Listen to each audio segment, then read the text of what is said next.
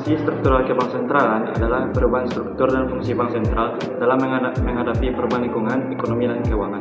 Transformasi ini dilakukan untuk memperkuat peran bank sentral dalam menjaga stabilitas ekonomi dan keuangan.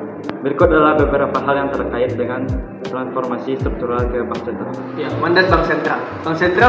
Mandat bank sentral adalah melakukan transformasi struktural untuk memperkuat mandatnya dalam menjaga stabilitas ekonomi dan keuangan. Mandat ini meliputi kebijakan moneter, pengawasan bank, dan sistem pembayaran.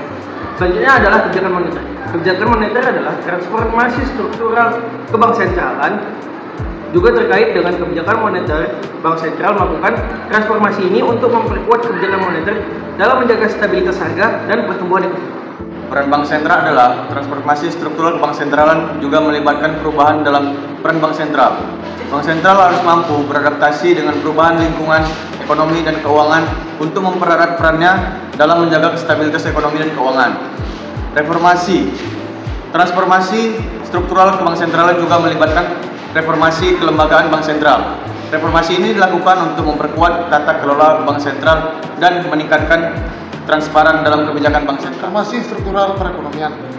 Transformasi struktural ke bank sentralan juga terkait dengan transformasi struktural perekonomian secara keseluruhan.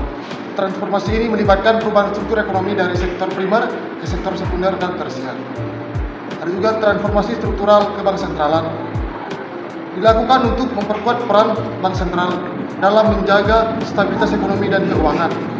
Transformasi ini melibatkan perubahan mandat, kebijakan moneter, peran bank sentral, reformasi kelembagaan, dan transformasi struktural perekonomian secara keseluruhan. Transformasi struktur perekonomian merupakan suatu rangkaian perubahan yang terkait satu dengan yang lainnya.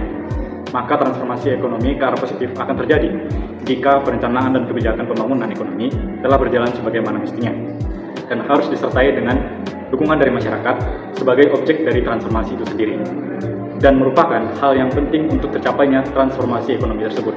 Transformasi struktur ekonomi dapat terjadi dalam penurunan maupun pertumbuhan. Sektor-sektor dalam transformasi struktural perekonomian.